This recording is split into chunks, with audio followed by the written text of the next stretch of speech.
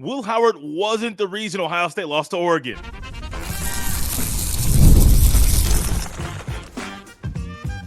You are Locked On Buckeyes, your daily podcast on the Ohio State Buckeyes. Part of the Locked On Podcast Network, your team every day. Welcome in, Buckeye fans, to a Monday edition of Locked On Buckeyes, part of the Locked On Podcast Network, your team every day.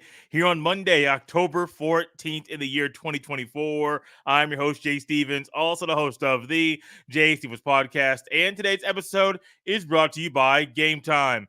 Download the Game Time app, create an account, and use code LOCKEDONCollege for $20 off your first purchase. There are a lot of things you can say about Ohio State's loss to Oregon. Even a couple of days after the loss, it still stings. It still sucks. It was not a great feeling at the end of the night knowing that Ohio State lost another game by 1 point when they were good enough to win the game. But as you think about what happened on Saturday night in Eugene, Oregon, in that raucous crowd, people are going to start pointing fingers at this guy, at that guy. Hey, it was Ryan Day. Maybe it was Jim Knowles. Definitely Denzel Burke was a problem. It was Will Howard. He slid. He had bad clock management. If you're a person that points the finger at Will Howard, I want to make this statement very clear. You are wrong. Will Howard was not the problem Saturday night. He actually did a lot of great things, and he helped Ohio State be in a spot where they could win the game at the end of the day, which is what he needed to do. He had to overcome a lot of things. Ohio State had to overcome a lot of things on Saturday night. And for Will Howard's sake, he can only do so much. He's not playing offensive line. He definitely not playing defense. So it's only so much he can do. And Will Howard, with the deck that was dealt to him, yeah, he made some mistakes. Yeah, he didn't properly manage the clock late in the game. Yeah, he botched the snap. Yes, he threw a ball that should have been ruled as an interception on the very first drive of the game. The refs missed it. Ultimately, Ohio State scored. But there were some things that Will Howard did wrong. At the same time, though, Will Howard did some things with his legs, did some things in the pocket. He was escaping rushers in a way that he extended plays, which led to him throwing a touchdown pass to Jeremiah Smith. He was the kind of leader Ohio State needed in this game. And also, let's keep this in mind. Ohio State's rushing numbers in this game, which we'll talk about later on in the show, they weren't what they normally are. So not only do you not have a rushing attack like you normally have, not only are you down two offensive linemen at one point in time, Taggart came back to the game, but he eventually got pulled because he wasn't playing up to par. You also have a defense that has normally played lights out this season. Over the past few weeks, kind of got exposed, and then got exposed on a big way on a massive stage on Saturday night in Eugene, Oregon. Will Howard had to deal with a lot. And I think it's very, very easy to kind of point fingers at number 18. He's QB1. It's a win-loss thing. Buckeyes win, it's on him. Buckeyes lose, it's on him. That's not how we should look at it. Now, I'm also realizing that Will Howard, if he had to be perfect, if the quarterback had to be perfect, that's not Will Howard. It's not even Dylan Gabriel. I mean, as good as Stroud was or is as a quarterback, Stroud wasn't the perfect quarterback. Stroud has some things that he didn't do that maybe we thought he should have done. At the end of the day, Will Howard only had 7 incompletions, 35 attempts, 7 incompletions, 326 passing yards, 0 INTs, a passer rating of 177.1. He got the job done. You can't ask him to have to do everything, but keep in mind, the last time these two teams played in 2021, Stroud had over 450 through the air. Stroud did some great things passing the ball in that game. But at the end of the day, what didn't get the job done? The defense and some of the play calling, and there are certain things that weren't done that Ohio State normally does. At the end of the day, Ohio State lost the game. And I think this is very telling. One, Ohio State's a really good team. I mean, when you look at college football, from the SEC to the Big Ten to the Big 12 to the ACC, when you look at those 4 conferences, Ohio State could beat almost anybody in the country. I think on a if they ran that thing back, it's likely Ohio State won that game in a rematch. Why? Because that's how good Ohio State is. Do I think Chip Kelly, Ryan Day, and Jim Knowles would make the same mistakes 2 games in a row? Absolutely not. Not against the same opponent. They may make them the multiple times when you're going up against different teams. But I don't believe Ryan Day or Jim Knowles or a lot of these coaches will make the same mistakes once again, because as you know what they say, oh, now we see it on film. And now that we see it on film, we can overcome this and we can overcome that. Let's keep this in mind, though. There are certain things that you shouldn't have to wait to see on film to know that maybe it might happen. Just because a team doesn't do something in a current season does not mean it's in their bag. Oregon had played a few games this year. Ohio State played a few games. Ohio State did things against Oregon that they hadn't put on film, and Oregon did things against Ohio State that they didn't put on film. But what do you need to do? Go back and look at 2 years, 3 years, 4 years. Look at some of the most unconventional things that these coaches have used and pull it out of their bag and saying, this is the kind of moment that you pull something out that you haven't used in 10 years, but ultimately you pull it out in this game because that's just what has to happen. The penalties that Ohio State had in this game were unacceptable. The penalty numbers, I'm trying to find them here on my sheet. I can't. But what I do know for the penalties, Ohio State had 8 penalties for 70 yards. Oregon had 3 for 25 yards. That right there could be the ball game. As Will Howard at the end of the day is trying to get into field goal range, and maybe they told him he needed 15 yards to get into field goal range. And so with that 6 seconds, that's why he ended up sliding with 1 second left. You don't want to know how you overcome some of that stuff? These penalties, man. And you can say whatever you want about the Jeremiah Smith one. Was it a offensive pass interference or was it not? All I can say is Jeremiah Smith did not initiate contact. But when you are the more aggressive player and that strong and you're second, more times than not, you're going to get called for that penalty. And that's what happened with Jeremiah Smith. Yes, in the replay and maybe even in real time, I missed it. I didn't really even see, Jeremiah Smith pushed off. It's cool. It happens. But on the replay, and the rest are able to see a replay. They got a replay booth and all that kind of stuff. Jeremiah Smith didn't initiate that, but he definitely was the one who was more aggressive. That's why the call was made on him. This was not on Will Howard. The penalties that Ohio State had, some of the changes in the play calling, only having 4 drives in the second half definitely changed some things too. Keep in mind on that unconventional onside kick, number 48. Now, I believe someone said Caleb Downs put a number 48 jersey on to go on the field. No matter if it's Caleb Downs or somebody else, I'm not sure. But by that time in the game, Oregon had shown they were going to do things that were unconventional. Even if it's splitting out wide, do the swinging gate coming back, whatever it is, Oregon showed that they were going to do things unconventional. So no matter if that was a bad squib kick or if that was on purpose, you have to expect things that are unconventional when a team has already showed you they're going to do that, and that's a part of their game plan. Ohio State in this game, I don't really think that they were prepared for all of the abnormal things Oregon was going to do or didn't adjust when Oregon showed they were going to adjust it, do some things that were unconventional, and that's on Ohio State. That's on the coaches. That's on the players. Ohio State was good enough to beat Oregon, but they didn't beat Oregon, and Will Howard was not the reason the Buckeyes didn't beat Oregon on Saturday night. One thing I do know, though, is there are some things that can't happen. There are some things that can happen. One of them has to do with the things you saw from the Buckeyes offense. Did a lot more of it in the first half. Should have done more of it in the second half. We'll dive into that next.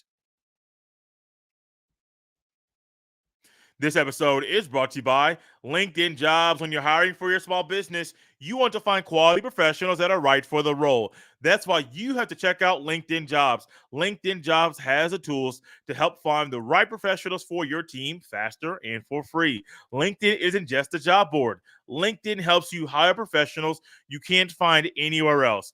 Even those who aren't actively searching for a new job, but might be open to the perfect role. In a given month, over 70% of LinkedIn users don't visit other leading job sites. So if you're not looking on LinkedIn, you're looking in the wrong place. On LinkedIn, 86% of small businesses get a qualified candidate within 24 hours. Hire professionals like a professional on LinkedIn. Post your job for free at linkedin.com/lockedoncollege. That's linkedin.com/lockedoncollege to post your job for free.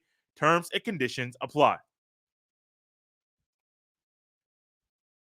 Thank y'all for making Locked On Buckeyes your first listen every day. Ohio State has done a lot of things very, very well this year. A lot of things they have done great this year. And as we kind of try to close a notebook on Ohio State versus Oregon, say try because we're going to open it back up on Tuesday as well because we got a lot of thoughts about this game that really annoy me. Ohio State has showed at times they can get pressure on the quarterback, but in big games, especially under Ryan Day over the past few years, the Buckeyes can't get pressure on the quarterback, and that showed up once again against Oregon. We said it yesterday. I'm going to go over this once again because it's so bad and so annoying that, well, we need to go over it again.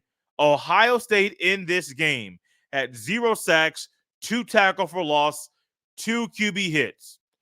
I'll give you a couple seconds to guess who was the one player that had both quarterback hits. He's a defensive lineman. You know, Ohio State plays quite a few of them. What guy do you think had the lone quarterback hit for Ohio State in this game? Time's up. Number 44, Jalen Toy-Malowow. That is a young man that had the QB hit. Also had one of the 2 tackles for loss. The other one came by the way of Caleb Downs just making a play. He also had 8 tackles in the game and 2 pass breakups. I mean, if there were somebody to be a defensive player of the game in this game, it would have been Caleb Downs. But the Buckeyes, once again, can't get pressure. You're playing one of the best teams in the country, who is also one of the best teams in your conference. You know that there are going to be things that you have to do that may be unconventional for you. Oregon did things unconventional. Why is Ohio State doing the same old song and dance? A little bit of deja vu. Why are we once again talking about the same things we talked about in the preseason?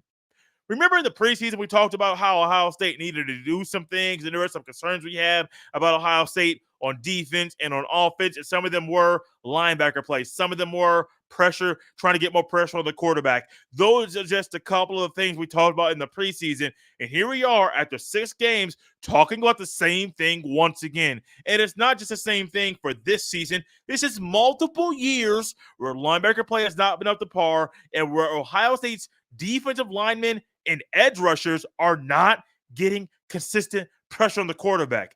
It's very confusing. It makes me scratch my head that we're talking about the same thing over and over and over and over again.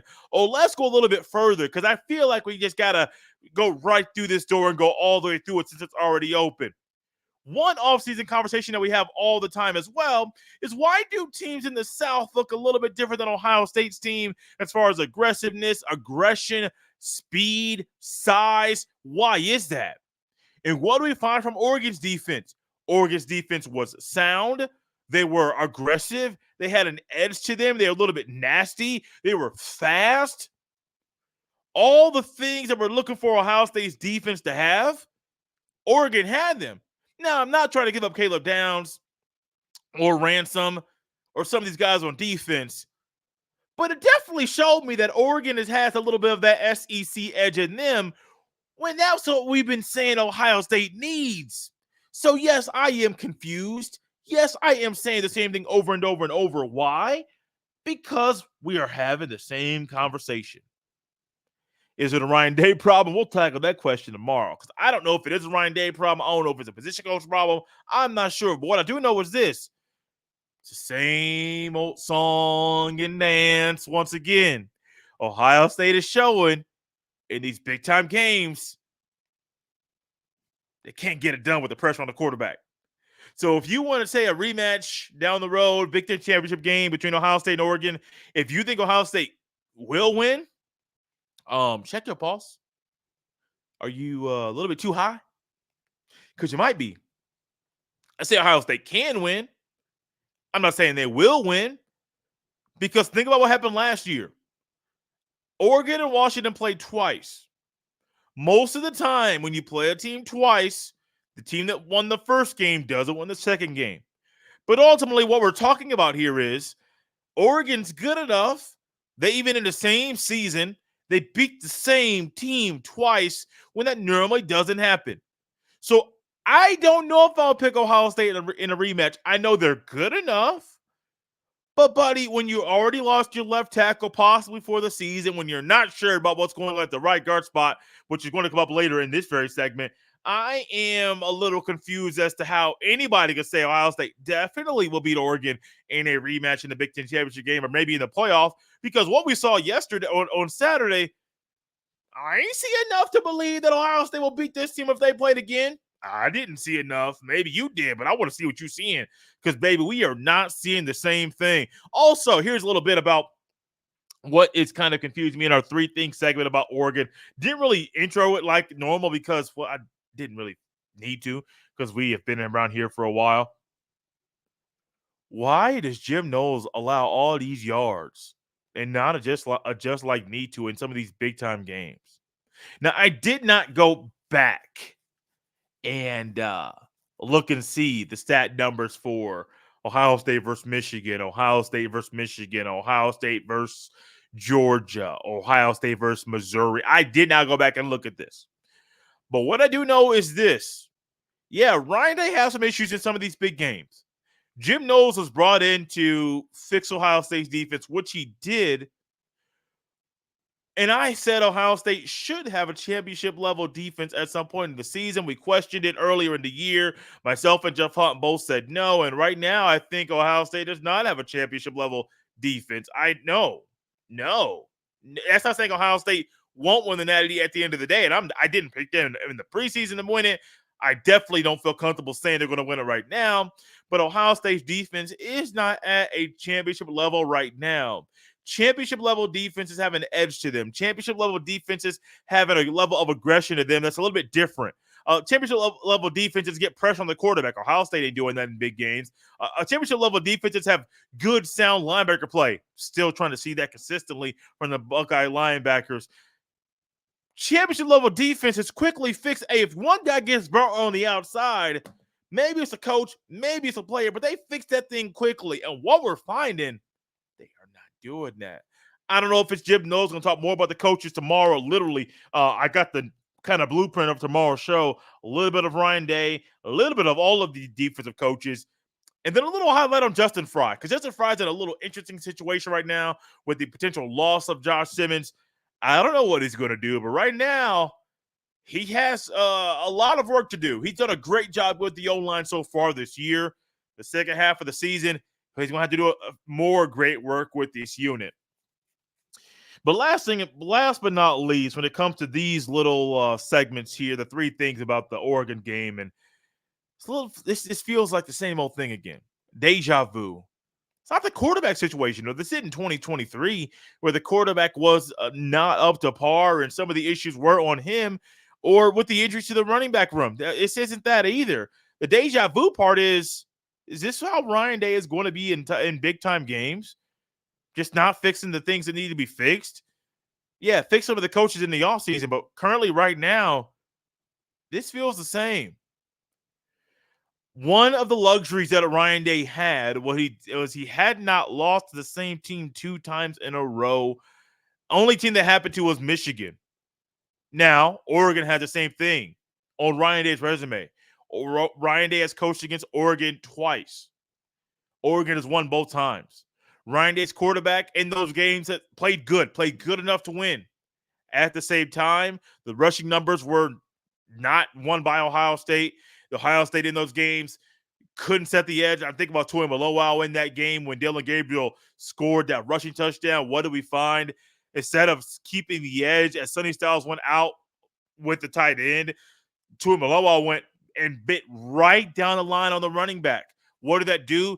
That allowed Dillon Gabriel to go right around where Tuimoloau was, went around Tuimoloau, went to where Tuimoloau used to be, and then missed tackle, open space, Dillon Gabriel goes in for a touchdown.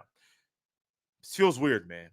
Like, a lot of this stuff should have been fixed. These players we believe are too good for this, but maybe we overestimated how good these players are. I don't know, but this feeling, even on the Monday after Ohio State's first loss of the year, I still got this feeling it's a little uneasy in my stomach.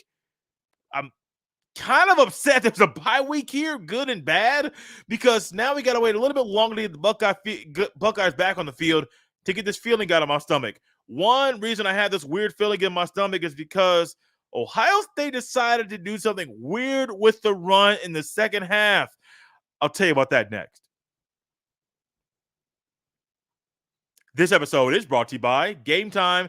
Game Time has a new feature, guys, called Game Time Picks that makes getting tickets to see your favorite teams play live even easier. Game Time Picks filters out the fluff to show you only incredible deals on great seats so you don't have to waste time searching through thousands of tickets. Game Time is the spot. It is my spot to get tickets to Ohio State games, to NBA games, right? If you're a Cavs fan, if you're a Pacers fan like myself, trying to go to Browns or Bengals or Colts or Lions or wherever you might be. Maybe it's playoff baseball, baby. Whatever it is, go to Game Time. They got the all-in pricing. You could see a panoramic view from your seat before you buy. They got that lowest price guarantee, and they got that Game Time ticket coverage too. They also allow you to take the guesswork out of buying tickets with Game Time Picks. Download the Game Time app, create an account, and use code LOCKEDONCollege for $20 off your first purchase. Terms apply again. Create an account and redeem code LOCKEDONCOLLEGE for $20 off. Download Game Time today. What time is it? Y'all, it's game time. Thank you for making Locked On Buckeyes your first listen every day. So those of you that follow me on Twitter, and you guys have seen that on this weekend, I was a little bit more frequent with the tweets than normal because I was just frustrated. And one thing I did, I'm going to actually pull this up on my phone to get the exact numbers, was I went back and compared the first half rushing numbers to the second half rushing numbers. And what we find right now is that there's a difference between what Ohio State did rushing the ball in the first half versus second half, which makes me make this statement before I go any further and dive into the numbers. Ohio State, under no circumstance, can ditch the run throughout any game. When you have a quarterback or when you have a team that is very even and very balanced going into any game, if you decide to be more pass happy or more run happy throughout one portion of the game, that's drastically going to impact how successful you're going to be. And we saw that once again on Saturday. In the first half, Ohio State's rushing numbers were really, really good. They had already beat the per game average that Oregon's defense gave up per game, and they had more rushing yards per carry than Oregon average coming into the game. So Ohio State did a lot of stuff on the ground correctly, and then for some reason, I don't want to call them idiots because I thought it was rocket science, but with Ohio State's 4 possessions in the second half, the Buckeyes decided. Now, granted, on the last drive, you're not going to run that much. Maybe on that time with 6 seconds left, instead of Will Howard dropping back for a pass, Ohio State says, look, we just going to have to figure it out. Try to get our quarterback the ball in the best position for a kicker to make a longer field goal than expected. Where do you want the ball? Okay, cool. You want the ball here. A Trey or Q, ball's here. Get it to this part in between the hashes and then get down. You have enough time to call timeout. Rest is history. Ohio State's numbers, though, even with their 4 possessions in the second half, rushing numbers aren't that good. 21 carries, 122 rushing yards in the first half, 2 touchdowns, 5.8 yards a pop. They're getting the job done. You can't ask anything else from the rushing game against Oregon's really good defense except for that. All of a sudden, the second half, 12 carries, 19 rushing yards, 0 rushing touchdowns, 1.58 yards a pop. And so that's just a snapshot of Ohio State going from really, really run balanced offense in the first half, maybe a little bit more, maybe more run than pass in the first half, to what we got in the second half, which isn't up to par at all. It's not good enough. And Ohio State kind of ditched the run. I also understand in these moments, somebody on Twitter even made a comment. I did my normal halftime tweet. Hey, here's what this defense is doing coming into the game. Here's what Ohio State had rushing in the first half number. So you're comparing a team's per game numbers giving up rushing yards and yards per carry to Ohio State's first half rushing yards and yards per carry. And I did that against Michigan State, did it against Iowa, did it against Oregon. Why? Those are three really good defenses that are good at stopping the run, and Ohio State had already eclipsed those per game numbers. I said, hey, the formula is simple. Run the ball. And somebody said even with the issues Ohio State has with the injuries on the O-line, I said, yes, you can't move away from it because that's reality. But also keep this in mind. Right guard ain't set. There is no reason why. Now, maybe Tegra was still hurt. That's why they pulled him. But Tegra Shabola was hurt. Austin Servell comes in. Tegra gets healthy. Tegra comes back in. I believe there was a false start. The very next play, he got beat bad. He comes out. Servell comes back in. This is a big reason why earlier in the year when Ryan Day said was kind of playing both of those guys at right guard, I ain't never heard about no rotation at right guard. This ain't Little League. This is Ohio State. You ain't wearing out about the rotating offensive lineman life. That's stupid. I'm not a coach. I've never coached it. I've coached a little bit of some stuff. I've never coached high school ball, nothing higher than that. No, I have not. But y'all, I do know this. That's stupid. And I'm not saying that's the reason why that Ohio State had issues against Oregon. But in the back of these players' minds, and I know you're trying to lean on Tegra a little bit more, but even in the back of his mind, he knows, hey, man, if I mess up, my backup's over there on the sideline. That's my buddy. He may be, Servell and Tegra, they might be roommates on road trips. I don't know. But in the back of his mind, he knows, man, I can get pulled at any second. That's a psychological disadvantage. The other injury was at left tackle. Zimahowski didn't play bad. I'm not going to say he played perfect, but he didn't play bad. Didn't play bad at all. And so, yeah, they had issues. As a former offensive lineman, the best way to help my pass pro, at least to get me in the groove of moving, hey, man, run the ball, man. Let me get into the flow of stuff. It helps me out. Helps me get used to the physical nature right off the bat. Run the ball, man. Run the ball. Ohio State ditched the run. You can't do that. You can't do that. Ohio State's offense is not made to ditch the run. Will Howard doesn't want to lead an offense where you ditch the run. And we see what happens when Ohio State ditched the run in the second half. I don't care if they had 4 drives or if they had 8. I don't care at all. Only averaging 1.58 yards a pop in the second half is not acceptable. Injuries or not, these are good players. You recruit players to Ohio State because they're the best of the best. And you know what? At the drop of a hat, they might have to come in and play due to injury or whatever the circumstance is. That's what it is. Mahowski played decent, played okay. Like he got the job done. At right guard, cool. But once again, the interior of the Ohio State's offensive line is an issue. We knew coming into the season, left guard, center, right guard was going to be an interesting thing to watch. And here we are, 6 games in. It is still an interesting thing to watch. Seth McLaughlin is not the wink link, and I'm going to throw this out here at the end of the show on purpose. Take it for what it's worth.